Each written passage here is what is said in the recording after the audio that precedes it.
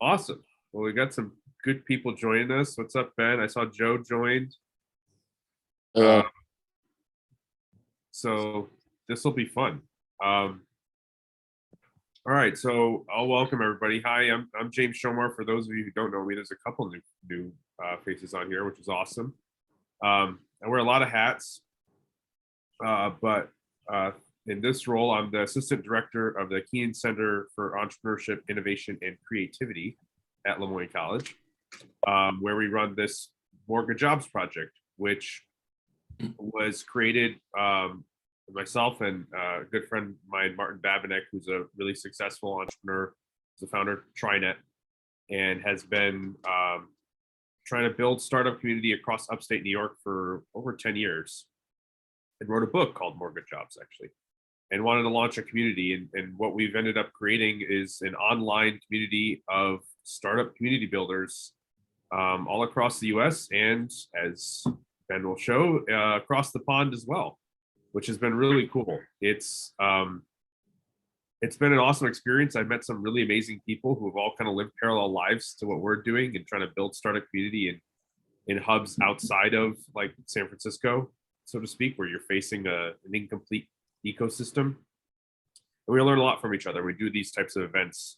I tried to get about once a week going, something like this, where we talk about relevant topics. And I'll include a link to our Twitter feed, where we have a lot of stuff being posted and a lot of chat going on. So if you're ever interested in following up with that, that's the place to do it. So I'm really excited to interview a good friend and a business partner too, Mike DeRedita.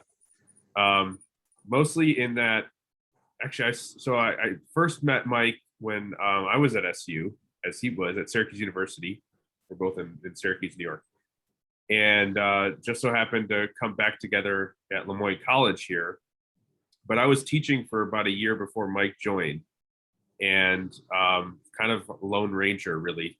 And when he came on board, I was like, I was just really impressed at what his perspective was on all this. I was still kind of viewing things a lot through class and still trying to do. And he's taught me a whole lot about not just community building generally, but particularly in higher ed. And it's really unique. I think it's quite pioneering in a lot of ways, and something that whenever I'm talking to another community builder who also has at least one foot in an institution, or is trying to engage with one of their local institutions, where often we're talking about kind of untapped talent, there's so much that people seem to learn from that story. So I thought it would be awesome to interview Mike and have him tell it firsthand. So if that's cool, Mike, we'll get started. Why don't you introduce yourself kind of high level? You have a very eclectic background. Okay. Yeah, I'm Mike DeRedita. Nice to see everybody. So definitely some new names and faces in here. So great to see you. I'm the director of the Keenan Center for Entrepreneurship, Innovation, and Creativity at Moyne.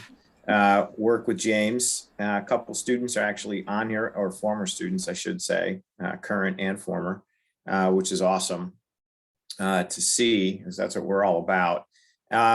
And so I've been kind of at this within the university bounds for, I don't know, about 20 years, I guess. Most intensely over the last 15 of trying to stimulate startup type activity on campuses, specifically through students. So it was purposefully not focused on faculty as a source of entrepreneurship, simply because a lot of faculty just aren't entrepreneurial. That's not why they're at the university. But a lot of students are, and there's a lot of the intellectual horsepower that faculty bring to the mix that really help to move students along. So I've been doing that for a while. I was at Syracuse University for about 17 years. Started a program called Information Technology Design and Startups. That is continuing to go. There's a launch pad, Blackstone sponsored Blackstone launch pad in the library on the campus of Syracuse University now. That was sort of the final send off before I headed down the road to Moyne College, which is a smaller Jesuit school, much smaller, about 4,000 students. And the thought there was whether we could do this at a smaller school and create some density. and have bigger impact with more entrepreneurial density than we could get at Syracuse University. It's also a relatively local school. So there's a lot of local talent that comes to Moyne and stays, as opposed to Syracuse University, which is a little bit more of a global footprint where students come and with a lot of plans to leave and not stay in Syracuse. So that's the academic side. I have had a few businesses along the way, from analytics to hard product to consulting to where we are now, Coffee House CXO. Check us out. Here we go. That's right. Yeah. There you go. How about that, Caden? Huh? You impressed with that? Pretty good, huh? There you go. Product placement. That's right. So we have that going where we're helping to build innovation studios within really corporate environments, specifically medium-sized businesses, which actually has some similar parallels. It has some parallels to what we're doing in the academic side in terms of the dynamic. And then lastly, I'm going to say it because James is going to mention it, but I've also coached rowing for about 30 plus years, international rowing for the past 20, coached the Finnish national rowing team, coached in Guatemala, and just recently coached the Portuguese Olympic rowing team. We ended up going to Tokyo and here we are. So that was like about a 20-year run of a whole series of side gigs that were fun, but no longer sustainable with a 12 and 8-year-old at home, as you might imagine. So. Cool. Well, we'll come back to the rowing piece. I'm glad you mentioned that because there's a whole like mindset that you extract from that, which I think is awesome. Okay. No, in a good sense. In a good sense, kind of gets back to that athletic department type model that we've got. Mm-hmm. All right. So, actually, it's funny. Even though I've known you for like 10 years, some of the very early days, I don't know the complete story as much. So I'm kind of curious, I know you did your PhD was cognitive psych. You started at the iSchool. So before you got introduced to Nasser and all that kind of stuff, like what were you doing then? Were you in startups? Were you thinking about teaching related entrepreneurship? Like when I met Nasser like 15 years ago there when we started. Before you even met him, like you started at SU and you were teaching, were you thinking entrepreneurially or were you just? Yeah, always. So always. So when I was I was an undergraduate student. I got my undergraduate degree in physics and then just kind of followed my intellectual curiosity into cognitive psychology. That's a whole other story. But while I was there, it was in the 90s. So the internet was becoming real. And there's a lot happening on it. And so we were always experimenting with different things within the lab and even had some ideas to launch different companies or different things that we could do then, but ended up actually launching more not-for-profit type things like rowing centers and things like that to help athletes in the 90s. We actually started one here in Syracuse that was awesome. Recruited a whole bunch of athletes to the area that were discarded and ignored by other clubs and said, come here. We called them, we called ourselves the Dirty Dozen. There was 12 of them. And they came to Syracuse and we ended up winning a lot.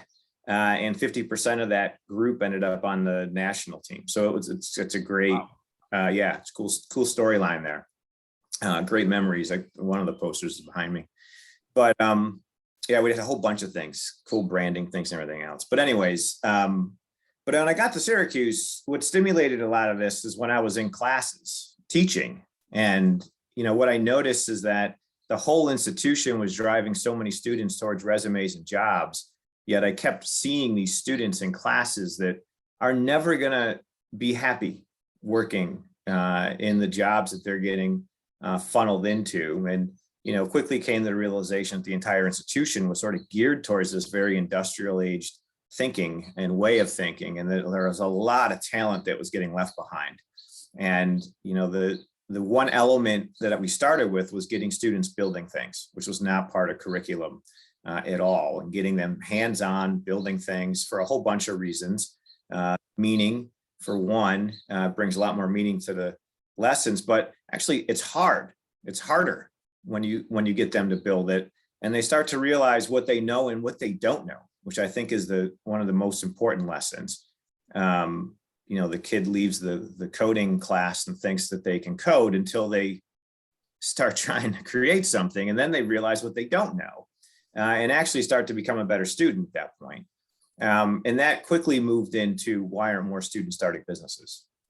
And so I already started the executive coaching business at that point. I had started a rowing machine business at that point. I was already sort of on an entrepreneurial track as well. And then eventually I ended up meeting Nasser it was a fluke, because he sent sort of his final email as a reach into the university.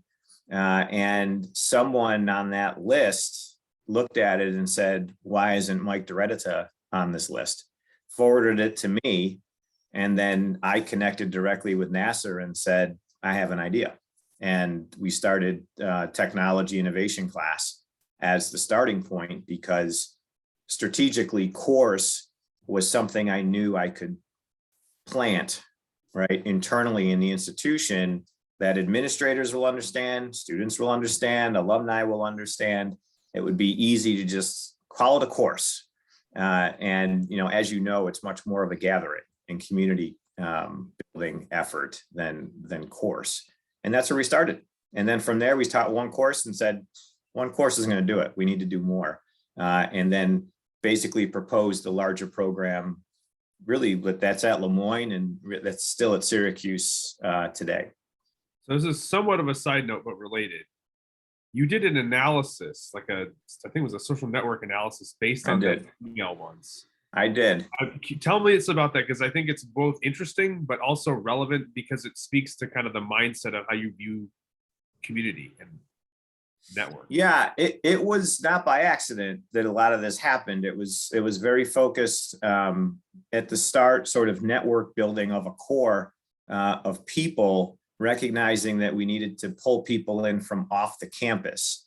And so that started to network. First, it was, one person. It was Nasser with a bunch of supporters and champions that we had around us on campus, as well as supporters that he had. And then that just started to grow. And again, once you create like a course or something like that in place that's institutionalized, then it's easy to pull people in. And so what I did is I used course to pull others in, like Sean Brannigan, John Liddy, right? Because I could pull them in as instructors, quote unquote instructors, and then sort of coach them up on all that is campus that I know is going to rub them the wrong way. And those people I'm mentioning are, entrepreneurs that are off campus, but natural coaches. They have that ability to coach and teach, but they're also natural community builders as well. And they had a systems type mentality similar to what I had, a community type mentality similar to what I had as well, and quickly picked up on the vision and what we wanted to do with it. And it started to grow from there. So I was trying to pull the levers and use the mechanisms on campus, recognizing the nature of the mechanisms off campus, in an effort to, as I kept saying then, was sort of blurring the lines between campus and community as much as possible. Yeah, I remember you showed me I think you showed me an actual map. Yeah, we had the graduate student actually researched the whole thing independently, the whole storyline of how that grew and what that grew into and the different elements that we had among, in the different places. And it involved coursework, it involved funding, it involved a lot of off-campus activities until it eventually involved a core of students. And that's when we knew things were happening, is when the core of students started to do things on their own without us. And people would say, did you hear about this company, or did you hear about this event? And no, and it was startup related. And they said, well, don't you want to know? I think it's great. The fact that we didn't hear about it and that it's happening without us means the world to us. Like, that's exactly what we want to happen from here. We're not here to socially engineer this entire thing. We're here to just sort of start the fire and let it socially construct itself over time. So before I get back into the community side of this, I think it's interesting, even just the course structure alone is pretty unique. So maybe you can kind of give an overview of everybody how that works. Yeah, so the course structure is relatively unique. In fact, we didn't realize how unique it was until we ended up taking some students out to Silicon Valley and going around Stanford and other places and realizing we really are doing something different. And when we started to interact with a lot of the angel investors or 500 startups and other places that were around, right? Yep. They were gobsmacked, like, what? Like how are you teaching courses like that? And then they dug right in to having suggestions about how to make them even better, and how to improve them. And so the coursework starts with, what's the big idea? And that's basically a course that helps students try to understand how to explore an idea. So they get introduced to, the notions of customer discovery. They get introduced to the ideas behind what's a product and what's a company. We introduce them to lean canvas as some structure, and not business model canvas, purposefully lean canvas, to try to talk about product market fit and talk about what it means to actually create value out there, and then also introduce them to different funding models and how startups work, because this is not on college campuses. There are business schools and there are business classes, but as everyone on here knows, a startup is a different beast. It's a different mentality. It's a different community. It's different people than going into a currently run operation. So how do you start something from scratch and go from there? That's what's the big idea. And then idea to startup, which we've taught together, is all about taking it to the next step and really getting tangible outcomes. So in that course, it's not uncommon for 50 to 60% of the students in that class to have sales and be out in market with product. And it's a very big focus on learning through doing, specifically through doing. It's the only way that we see it. And then there's the sandbox, which is the final piece where they can just, they get credit for actively trying to grow their business within the confines of call it a curriculum. Well, I'll add to that because I now teach idea to startup with you, is like for everyone else, just to give you like an example of how super focused and clear we try to be with that. First day of class, what I typically tell them is, if you're interested in grades, drop the class. And I'm not interested. We're not going to do homework. We're not going to do test assignments. We're not going to do finals. We're not going to do lectures. Any of the things that you typically associate with a course is not really what this is about. This is essentially, you're going to start a business and earn revenue by the end of the semester. Mike and I are going to be your coach, and we're going to talk about common topics together and dive deep into your businesses. But most of the work is going to be done outside of here. And if you're not interested in that, you can self-select out. But if you want to learn how to launch, if you want to do launching a business, then this is it. It's sort of, you use a lot of sports analogies. I use the basketball analogy, which is to say you can't teach someone how to play basketball in a classroom the same way you can't teach someone how to be an entrepreneur in a classroom. You have to get on the court and shoot some hoops. So we take that really literally. And I frankly, when I was, again, that 1 year that I started teaching before Mike came, I was always interested in that, but hesitant. And Mike was like, no, screw all that. We're just going to do that. Don't worry about homework or lecture slides. And I was like, all right, I'm trusting you, man, that the institution will go for that. Let's try it. And I haven't looked back. It's been awesome. Yeah, I mean, it's no different than studio type work, or, it's just bringing that model of studio type work and mentality to this context, right? Where students are creating. Students are doing meaningful things that are meaningful to them. They're real, they're tangible, and you're giving them an opportunity to fail a bit. And I think most of the lessons learned are not the pragmatic business side, which I think a lot of students are surprised about. Like, I thought I was here to learn about business. Well, you are learning about business because that roller coaster ride that you're on, that's a critical part of it, right? And how to manage yourself through this process. So you start to actually focus a lot more on the behavioral sides of things, and they start to realize that the pragmatic sides of things are actually easy to do. Like, this semester, the student wanted to start an LLC. So we said, okay, let's do it. So, within 10 minutes, she had an LLC, and they realized, well, that's not hard. Like, no, it's not hard to start a business. Anyone can start a business. That's the it's the other stuff. And so, they don't learn it without doing it. And to use your metaphor, you really got to get on the field, realize, using your basketball metaphor, oh, wait, they're bumping me. Like, that's a foul. No, but it wasn't called, right? So keep playing, that's what it feels like. Or I'm getting tired, but I still gotta shoot. Or, teammates aren't doing the right thing. No. How are you going to handle that, right? So there's all these things that you have to learn to get yourself forward. And the only way to do it, the only way to learn is to do it. And the only way to coach it is to coach someone who actually has the context of doing it. Otherwise, it's just some academic abstraction, and it's meaningless, similar to a case study or other things. It's a real stretch. So we really try to be much more effective and deeper with the learning in that way. So I'm going to encourage, if any of you have questions along the way, this is, I've been kind of dominating questions, but I want it to be more interactive. So I'll start with one that Ben put in the chat. Thank you for doing that, Ben. And a good question. So I'll read it out to you. Did you start all this from inside the organization, or did you need much in the way of permissions from others? So nothing beyond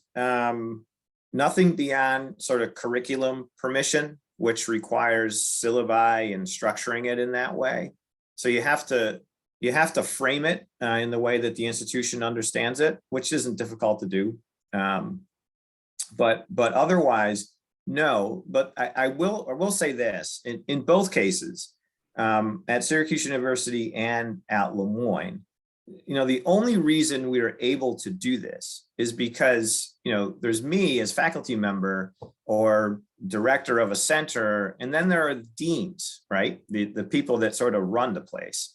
And if you don't have them championing the cause, and you don't have them enabling you to do this, and there's blocking and tackling on their part to do this, because sometimes you could piss some people off at the institution because of what you're doing, then it becomes much more difficult, right? And so in both cases, I had two deans. One was Liz Liddy, previously at the iSchool, who was an entrepreneur. She had already sold her business and was an academic as well, and actually built her business from within an academic institution out and sold it. So she wanted to see more of this going on within the school. And at Moyne, it's Jim Joseph, and he comes from a business background, from off campus to on campus, and understands growth and understands the mindset, right? So that eliminates a lot of friction and potentially eliminates a lot of headaches in that way. And so it allows you to be much more practical as you sort of methodically build this out. If that answers the question, Ben, or if there's follow-up, go for it. Well, I wanted particularly the first bit of it. In both cases, you were already a staff member within these organizations. You're not an outsider trying to hack your way in. You're an insider hacking within, right? Yes, and so correct. And that was something I recognized, actually. So I did kind of have a perspective of taking one for the team. And I'll say it this way. I was inside, right? So like, okay, like we got a chance, right? This is my role here because I'm on the inside now, and I have some leverage and can do something. And so I'll, to what extent I'll say this, at Syracuse University, I was what you call a professor of practice for many years, but I was publishing as well. And I did become an assistant professor where I was on the tenure track, right? And so there were a few years in there where I said, all right, I'll play the game. Like I'll do because I'm publishing, people were asking me to publish with them. I was doing all of this stuff. I was a PI. We brought in millions of dollars in grants and all these other things. I was acting as an assistant professor and classic sort of research professor as well in there, just by virtue of being there, and my educational background was complementary to a lot of the other faculty. So that was happening. But even then, I realized I can't give this up, right? And so I had many faculty at that point looking at me like, why are you wasting your time on this, right? Absolute waste of time in their mind. You absolutely need to focus on, all the things that are going to get you to your tenure and all the other stuff. And I just didn't want any part of that. I said I'm here. And so I was able to transition back to professor of practice. After being an assistant professor, I realized this is not where I want to go or the conversations I want to have. And so I ended up sliding back into the professor of practice position and straddling there. The second thing I'll say is, because I realized I was there and I was a bit of an island in all of it, but also had the administrative sort of blockers around me in the institution, then I also recognized it was important to pull people in, right? Because what you're saying is, I get it. It is very hard to get in there unless there's a champion inside that can help pull you in, right? Then that would work that way. But I recognize that I was the guy on the inside. So I had to pull more people in, and also recognize my role of not only pulling them in, but also coaching them, right? Because they're like going through the looking glass when they get onto an academic campus. Their minds are blown at how different the world is, and the people and the perspectives and the conversations that they're having. It's very disorienting to anyone who hasn't been off campus. And so you're trying to coach them into their role on campus, which ultimately becomes coach, right? Facilitator and helping students, which, a lot of them were naturally doing already. Does that help answer? That's brilliant. So what was the sort of, in both cases, what was the aha moment for them? At what point did the rest of the university go, hang on, this guy's doing something really good. He isn't wasting his time. And that's never happened. That's never happened.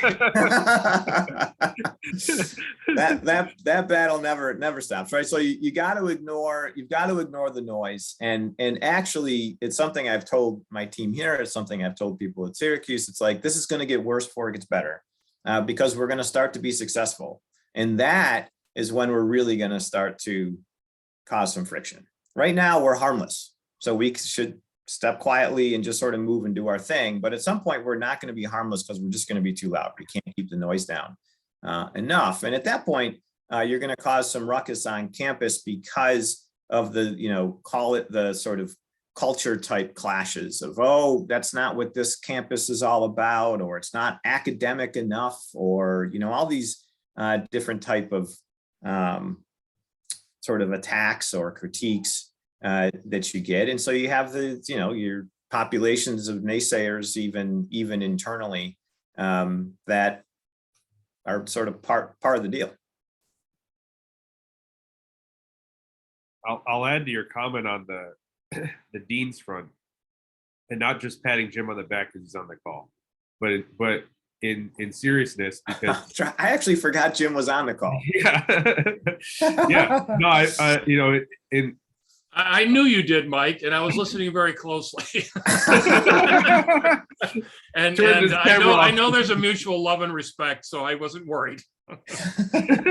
But he's right. It's a daily battle. And he's winning it. But it's not easy. Sorry, James. Go ahead. No. To your credit, though, Jim, in seriousness, so when Mike and I first met, I was the entrepreneur in residence in the business school at Syracuse University, so much bigger institution. I mean, literally 10 times the size. And so they have big colleges within the university system. And Mike was at the I school, so purposely doing all that stuff outside of the business school. Even though he would invite me over to do the classes and all that sort of stuff, we were kind of. Which was great because it really got thorn in the side of all the people at the higher end of the institution who like to be territorial. But right, wait, that's not supposed to happen on a college. What? We're supposed to work together. Who gets the tuition dollars? Working across schools? How does that work? So, but what's interesting is I faced a lot of barriers in trying to push a lot of that more doing stuff, because I was coaching entrepreneurs. I wasn't really teaching the class because they had classes. But it was all set up by research PhDs. And so they were very, very rigid in how you teach class the traditional way in entrepreneurship, with case studies and lectures and tests and all of that fun stuff. Frankly, even their competition was very oriented in theoretical and a literal 50-page business plan that would go alongside it. So that Jim's role is important because he helps block and tackle out of that noise. And so I think, honestly, from my perspective, Mike, and you agree with me or disagree with me, I think the fact that in Syracuse, you had to purposely do that outside the business school. But Right. in Moyne, there's enough, it's like smaller enough, and there's enough kind of clout from Jim to say, yeah, let's do something different. That we were able to cut through the noise in a literal sense, like logistically. Yeah, and here's, I'm sorry, go ahead. I'm just curious what you think about that. I mean, yeah, no, I think that's right. And here's the strategy at the institution. So what you have essentially are these different, there's different structures. It's institutional, there's layers in it, and who runs the institution? Well, generally the faculty do, right? These institutions have been set up around faculty. If faculty don't like you, they will get rid of you, right? They will find a way to eradicate you from their space on campus. And so you have also administrators, you have deans, you have all the layers at the university that are there. But even they need to make sure that they're aligned with faculty, right? That's the primary center of it. But what gets lost is that there's a student body, but there's also an alumni body, right? There's an alumnus or alumni, right, out there, and that's a pretty big crowd. And so generally, what you'll see is that the faculty and administration will move in the direction and the patterning of the alumni and the students. And if you can get alumni and students moving in the same direction and in the same way, the faculty and administration, or at least enough of the faculty administration, will move that way as well. So donors matter, right? Money matters as it starts to come into the school. Like, for example, Syracuse University, they eventually realized that, geez, a big percentage of our trustees are actually entrepreneurs. Yes, correct.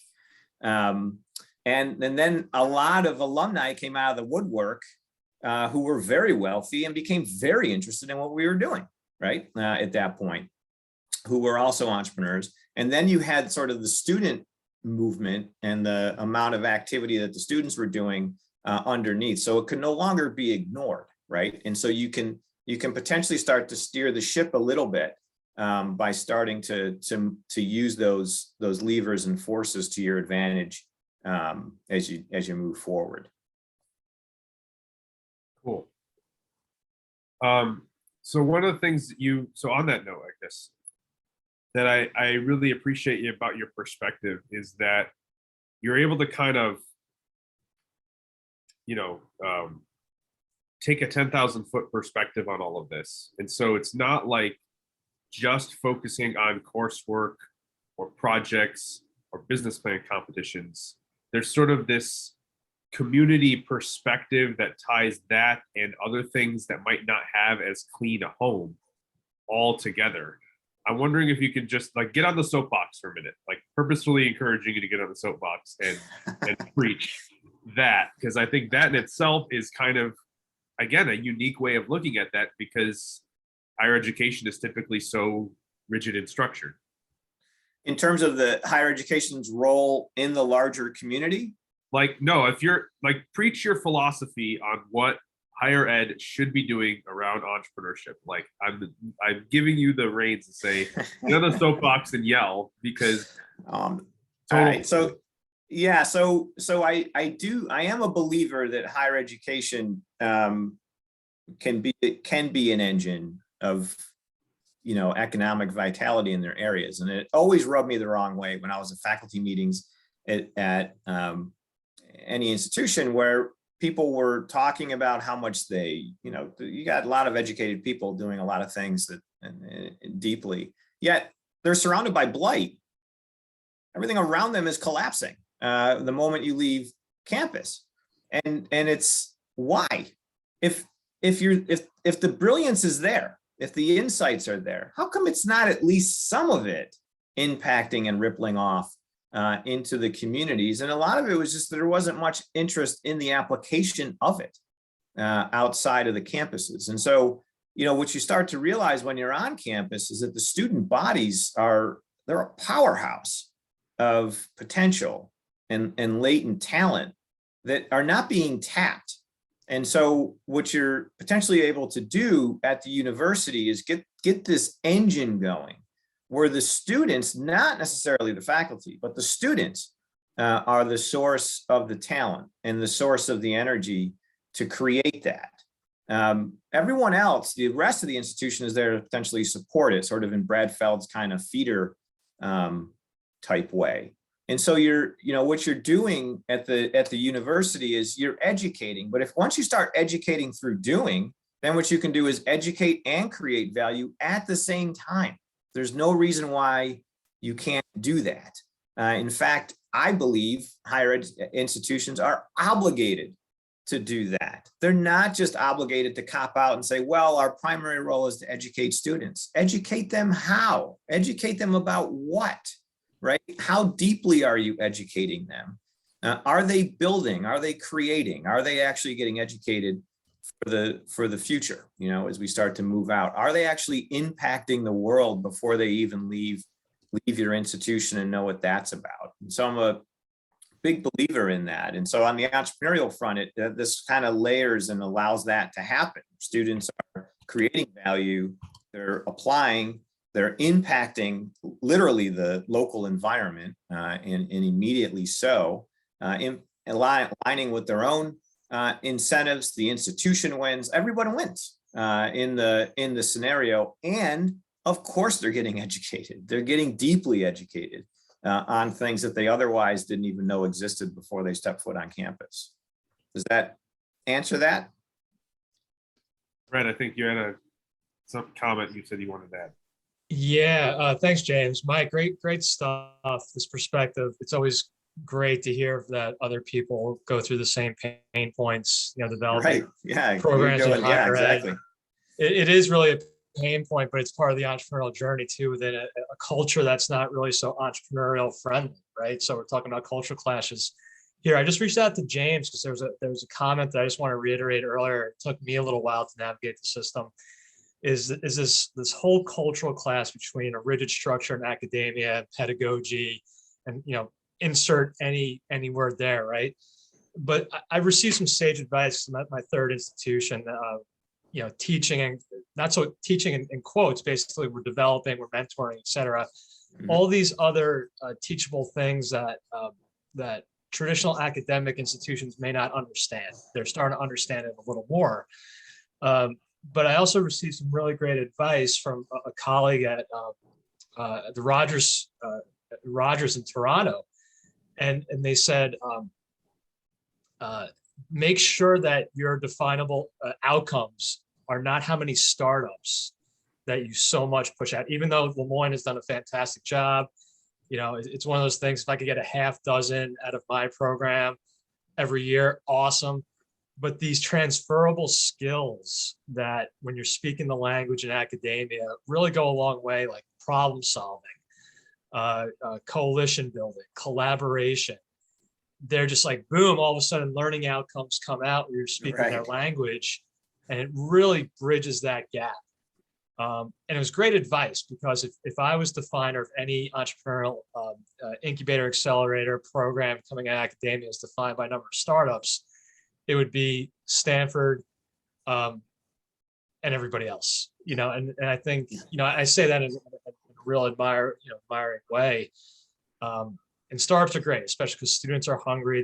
They're hungrier now than ever in terms of entrepreneurship, which is so fantastic to see. And those communities are being built. But to navigate and to bridge that cultural gap, I thought it was great advice that I got. It's worked really well. So good stuff. Yeah, I have found the same. You have to have the metrics, and you have to have sort of a list of metrics, and the metrics are speaking to different audiences. And you've got your off-campus audience, and then you've got your on-campus audience.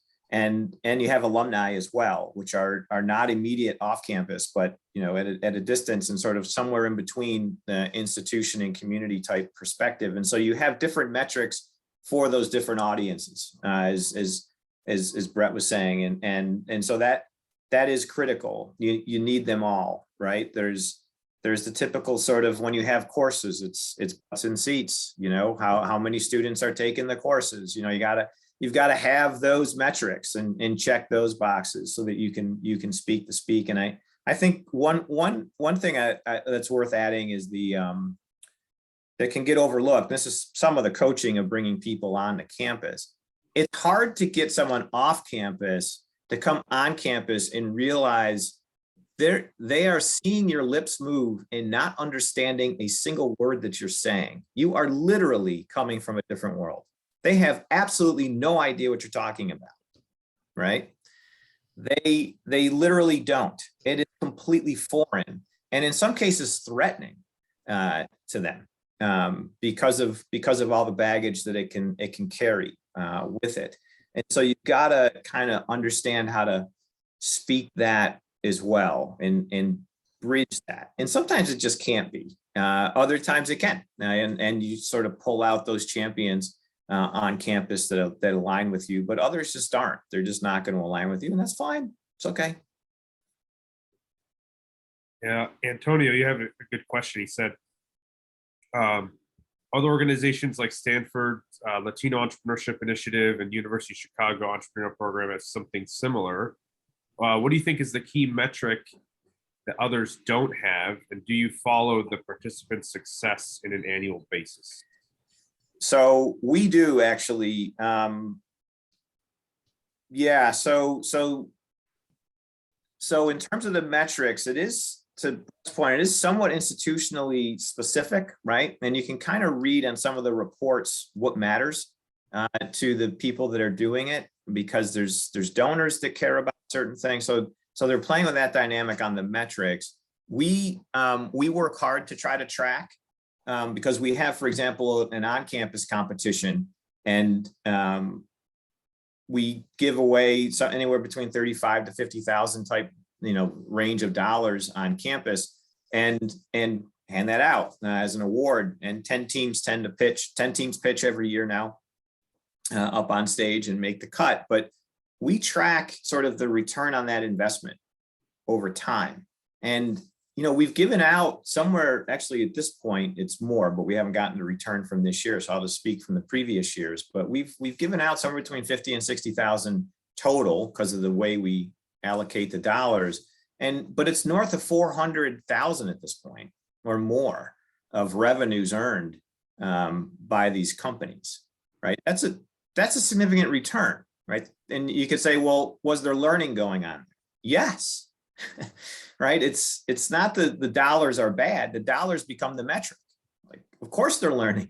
Look at the value they're producing, and what they're learning, to Brett's point, is the important way of sort of packaging that up to say, now these are the types of things that they're learning in that process. So yeah, but it's similar to, an angel fund or anything else. It's hard to track that, because you've got the private company problem of trying to continually try to pull that data in from these companies. But the other part I've noticed on the community building side is when you start sharing these metrics with the other students and the other teams, they start to realize that, oh, wow, this is a real doing type community, right? The metrics start to drive a little bit of the understanding of what the community is about as they dive in there. Gives them a source of social identity to it all. Ben, you asked also about teaching institutions versus research-focused institutions. If you want to comment on that, Mike. What was I didn't see the question. Are these mostly teaching institutions or research-focused? So Syracuse University was, they consider themselves a top tier research institution, where 10-year track researching. Moyne's a little less so. Moyne's much more focused on teaching, Jesuit tradition type. So different in that way. There is research that takes place on campus for sure. There's publications, professors publish, and all of that. But it wouldn't be considered a research institution in terms of the dollars that it brings in percentages. So I'm not sure that's much of a variable, simply because the research institution generally is going to be larger. So carving out your space within that university becomes the question. The smaller school without the research going on it's a little bit more of a campus-wide initiative immediately. I do think there's benefit to having the research on campus, but don't get me going on the notions of tech transfer and the oxymoron there of it all, right? Right, as far as universities becoming engines for economic engines. I mean, right there, right? There's a source where if you could just cross entrepreneurial mindsets with the research and institutional mindset, boom, right? It would probably be pretty significant in terms of their impact. And some places do this well, which are the places that first places that come to mind when people think of entrepreneurial universities. Yes, great. Maybe you can take that also as talk about the why come to Lemoyne. You were at Syracuse University, a pretty well-known, even internationally, university. Not to speak poorly of Lemoyne, but honestly, if you're not from New York State, you probably never heard of it, unless you're part of the Jesuit, network or something, kind of a corner case situation. Yeah. Talk about that difference and what you see as maybe the advantages, maybe just for everybody else to kind of talk about if they're looking at multiple institutions in their region they could work with, that kind of perspective. Yeah, so I think it's important. I think that's an important point. I think the meritocracy is real, and I think it can really skew reality, especially when it comes to entrepreneurship. So people are very big on brand, right? And where you get your degree and that type. And okay, sure, there's something there. That doesn't mean you discount the rest. There is talent everywhere. And in fact, I'll go out on a limb here and say that the entrepreneurial talent at Lemoyne exceeds the entrepreneurial talent that I saw at Syracuse University when I was there. Just the raw entrepreneurial talent and capacity. And that's everywhere. Right? There's no reason to assume that that's not everywhere. At whether it be from the local colleges to the community colleges in the area, to the bigger universities, to you name it, it's there. That entrepreneurial talent is everywhere. What's not there oftentimes is the identity associated with those schools and the capacity to work and to move those mindsets forward into something that's much more actionable. And so that's a primal sort of, or a prime or fundamental assumption that needs to be made, that it's here and it's potentially in the woodwork because it doesn't have a reason to come out, or there's something not there. So I think that's important. I'm biased, right? So I actually graduated from Lemoyne with a physics degree, and it was a super small physics program, and was educated by the second woman to get a PhD in physics from Princeton, right, when I was here. And because it was small, I got this one-on-one guidance that none of my other friends, I had friends at Cornell and other places, I realized I actually learned physics when I was here, as we were starting to do it. And so I quickly, bought into or saw it really does not matter in terms of that. I started at University of Rochester and transferred to Lemoyne for financial reasons, and was happy as could be that it happened that way. And in the coaching side, I guess on the coaching side and how it relates, I coached in Finland and I coached in Portugal. And when I landed in Finland, they had not won an international medal in like 15 years. There were less than 100 people rowing. It was Finland, which is not hospitable to rowing on the Baltic Sea, which is where we trained. And within 8 months, we had 4 World Cup gold medals and a world champion, right? And, across those countries, Portugal had won 1 medal in their entire 100-year existence. They won 1 medal 10 years before I showed up there. And after this 20-year run, it's probably 33 to 34 international medals that these countries have won. Plus they've been in the Olympics and all this other stuff. Why? It's just the people were always there. The talent was always there. It just wasn't it wasn't combined in a way that allows it to be effective. And I think that's the primal, assumption that needs to be made. And you sort of need to cut through the meritocracy of it all and the branding of it all and the named institutions and all of that, and just say people are people. There is talent everywhere. And when it comes to entrepreneurship, you're potentially starting in an equal playing field here. If you can just set up enough, just get them enough resources to get going, then it becomes a lot more fair. And they can, like in rowing, show up at the line and race. And if they're better, they win. If the marketplace rewards them. And I know there's more subtlety to that in terms of opportunity and resources, but that's one of the fundamental beliefs. So I want to make sure I give attention to Della's questions. Della Rucker, you asked, commented and asked. It said, work with multiple student-run business programs which were set up for largely the same reasons. Some are internal programs and some are quasi-separate nonprofits, mostly to buffer from the administrative structure.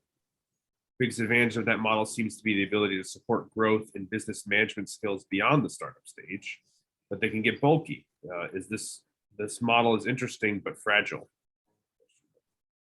If you have a comment on that, Mike, or you want to add to that, Della, you're welcome to, please.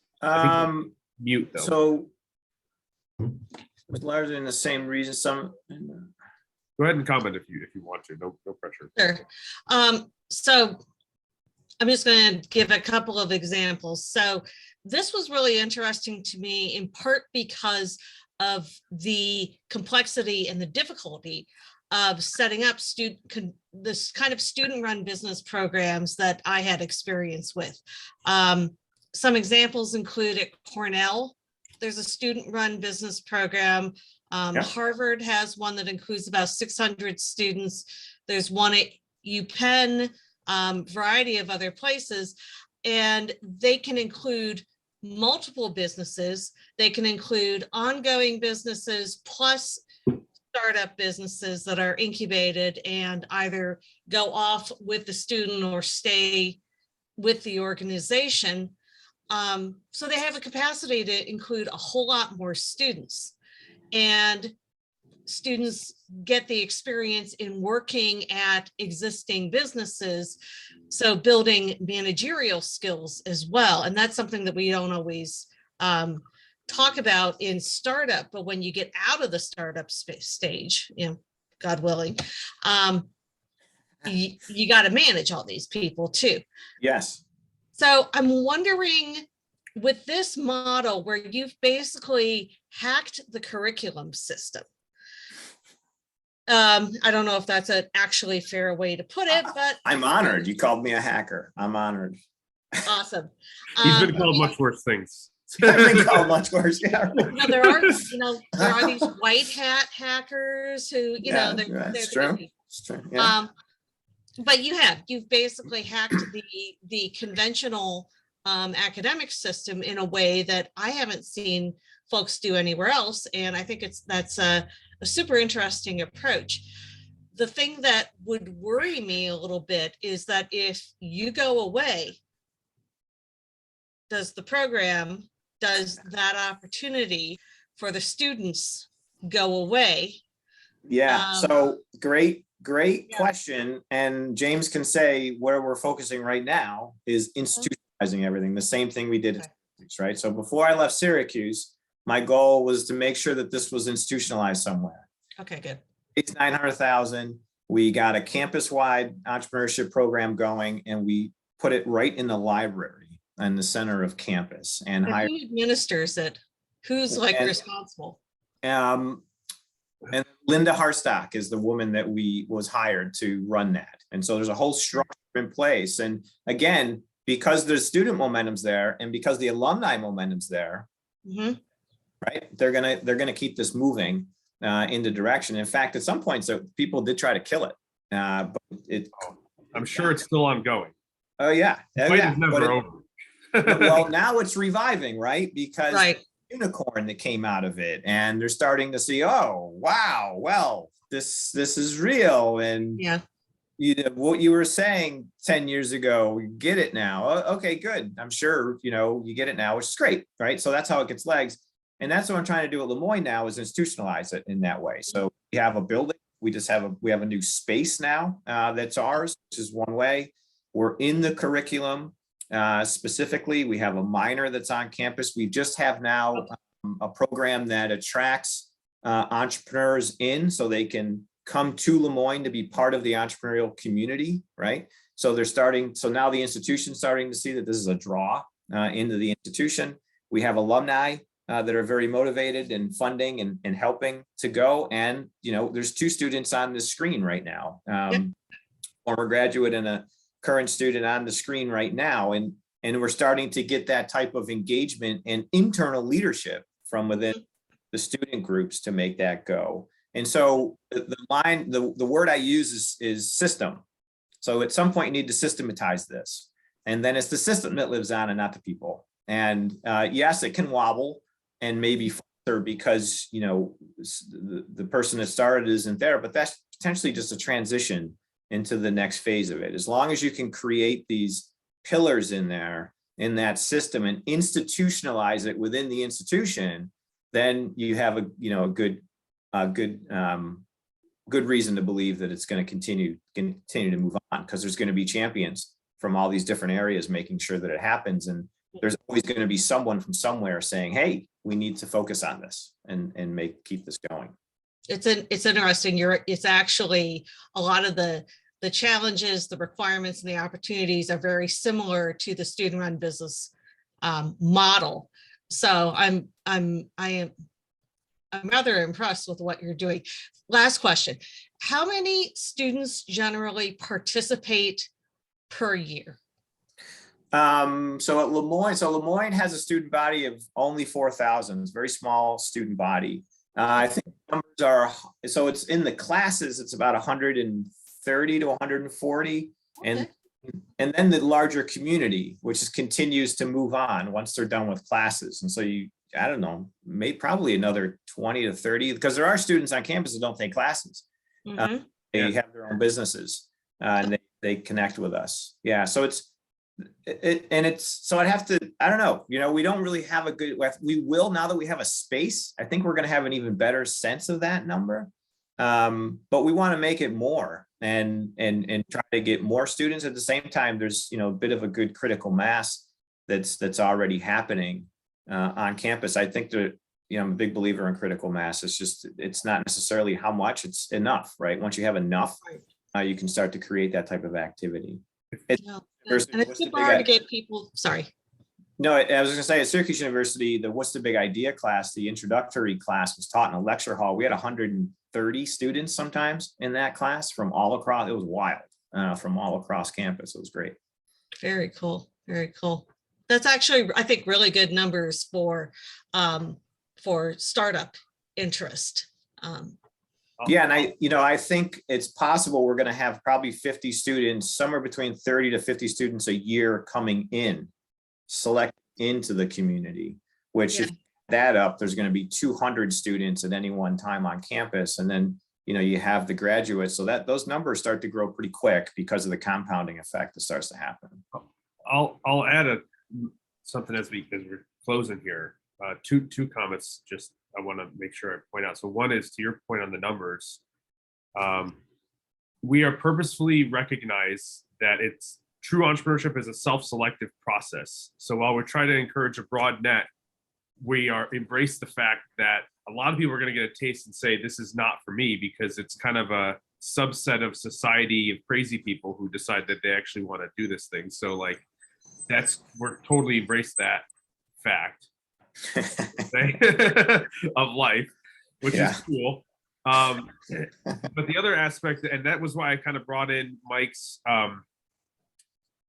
whole experience with rowing, is I think we're starting to embrace a lot more of an athletic model, an athletic department model, where they try and literally recruit students outside of necessarily even just the traditional academic criteria, right? There's a whole coaching and mentorship and development thought process around that they go pro and give back in the same sort of mentorship and so forth type of way. And then their system, like, it's like, what did Mike Krzyzewski do to build Duke basketball? Well, there's a whole system in place for how that works. It's not just he's a magician. And Mike is doing really well now, actually kind of building it in some ways in real time, trying to do the same thing, where, you know, the kind of the question he kind of posed to us at the team was, well, what happens if we go away?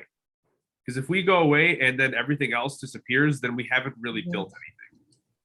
And I thought that was really profound. And now we're trying to get to that point where it's like, if it's really sustaining beyond us, then it's something.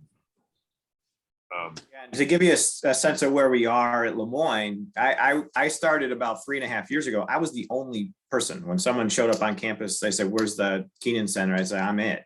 James was teaching a class, but it was kind of like all these disparate pieces. We now have 3 full-time people. We have a full-time head of a makerspace. We have a new building. We have about 8 people employed total, if you include part-time and even student. So it's growing, right? And so it's there's in a startup kind of way, it's like just grow this thing going. And now we're starting to do what you're talking about, which is, okay, manage now. We need to do a little bit more management and systematizing of some things to make this sustainable and keep it growing. Well, Mike, I really appreciate it, man. I know we could keep running, but I want to be conscious of everyone's time. I'm gonna add again a link to Mortgage Jobs Twitter. We'll keep the conversation running there too. And you can share my email with anyone too. So cool. Okay. And this is recorded as well. So we'll post a recording too that you can share with friends, or if you want to relive it or whatever. Welcome to do that. And we'll have the next, when's our next one? Next similar event is, sorry, give me a second to remind myself here. I think it's coming up June 1st. So Wednesday, June 1st, same time. No, wait, you're the 10th, Ben, aren't you? Yeah, you're the 10th. And then Joe's on the 14th. So the June 1st is the next one, where we're going to talk about some innovative fund models. Actually, Mike and I are, again, real time trying to create one of those too. So that's talking about how do you get outside the traditional, get a whole bunch of rich white guys in the room to angel invest in a country club type of angel fund model and do something that's much more community centric. And then the 10th, we're going to chat with Ben about what he's building out in the UK. I know, very fancy. And I'm sure he'll have a beer as he's doing it, like he always does.